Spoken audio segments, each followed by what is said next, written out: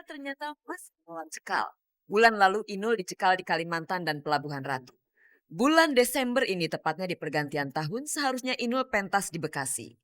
Inul terpaksa harus gigit jari karena rencana pentasnya dicekal oleh wali kota Bekasi karena takut rusuh.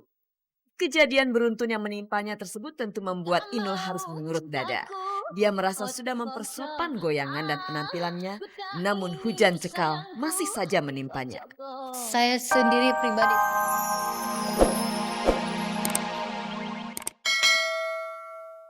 Halo pemirsa, selamat pagi dan apa kabar Anda? Senang sekali saya Nadia Mulia kembali menjumpai Anda tentunya di Gospot. Gosip terdepan seputar orang ternama. Saya akan mengajak Anda untuk menjelajahi seluk-beluk dunia selebriti, menjaring gosip-gosip terpanas, serta membongkar fakta yang tersembunyi di balik gemerlap kehidupan dunia selebriti. Dan pemirsa ikuti juga kuis SMS Gospot di mana Anda bisa mendapatkan 3 juta rupiah untuk 3 orang pemenang. Nah caranya gampang banget. Ikutilah semua berita untuk hari ini, kemudian jawablah pertanyaannya di penghujung acara nanti. Yang perlu Anda lakukan adalah ketik GS spasi jawaban A atau jawaban B dan kirimkanlah ke nomor 6288. Nah pemirsa, bersama GoSpot Anda tidak perlu was-was ketinggalan berita. Dan inilah sajian informasi segar bagi Anda yang haus akan berita dari dunia selebriti.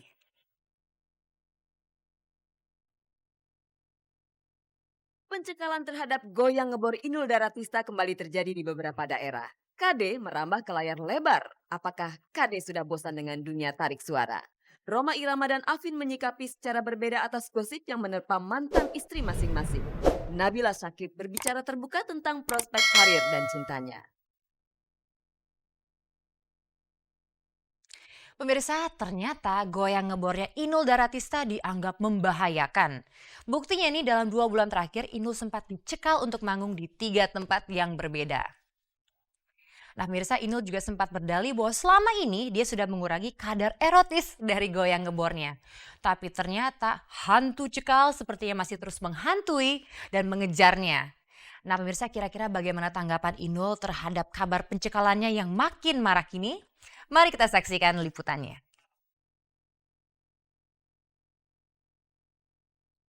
Mari kita tepuk tangan semuanya.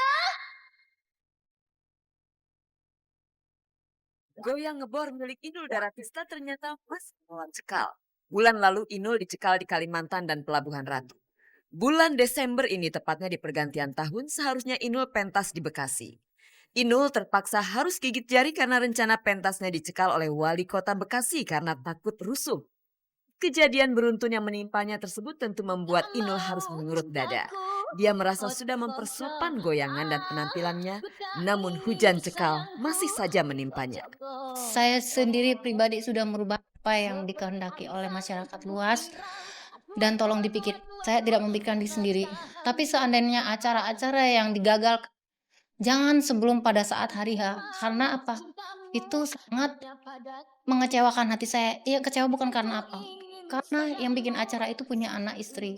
Seperti yang kemarin gagal, itu orang-orangnya bilang sama saya, Mbak Inul, saya gagal apa itu mendatangkan Mbak Inul. Saya akan dipecat dari perusahaan dan ternyata setelah hari raya mereka tidak kerja. Inul kemudian membandingkan goyang ngebornya yang dicekal dengan goyangan erotis penyanyi dangdut lainnya yang bebas diumbar. Inul melihat ada unsur diskriminasi di sini. Saya tidak tahu, sedangkan yang lain kan Anda bisa melihat sendiri ya, teman-teman saya penyanyi dangdut yang lain banyak yang goyangnya lebih heboh dari saya.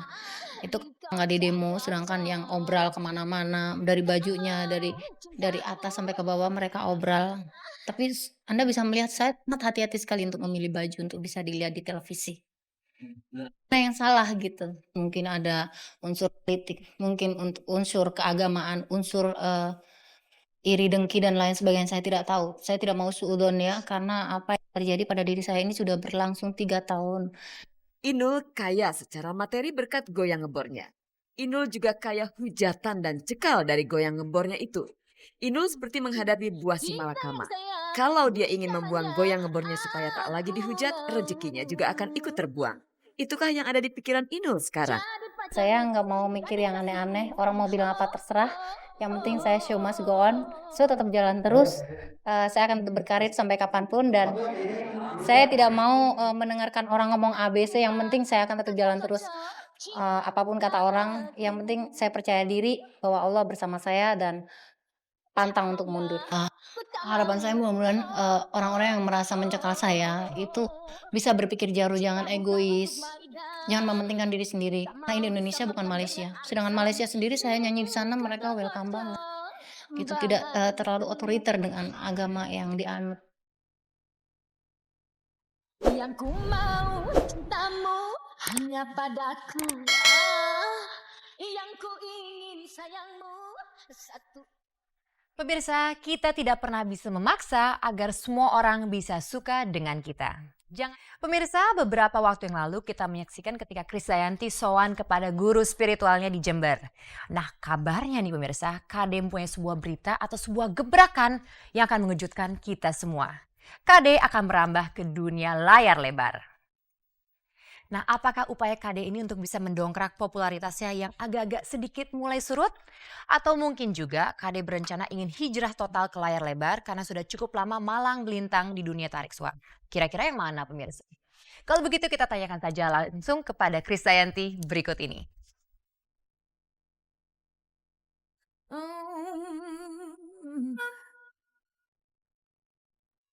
Krisdayanti tak lama lagi akan menunjukkan kemampuan aktingnya di layar lebar.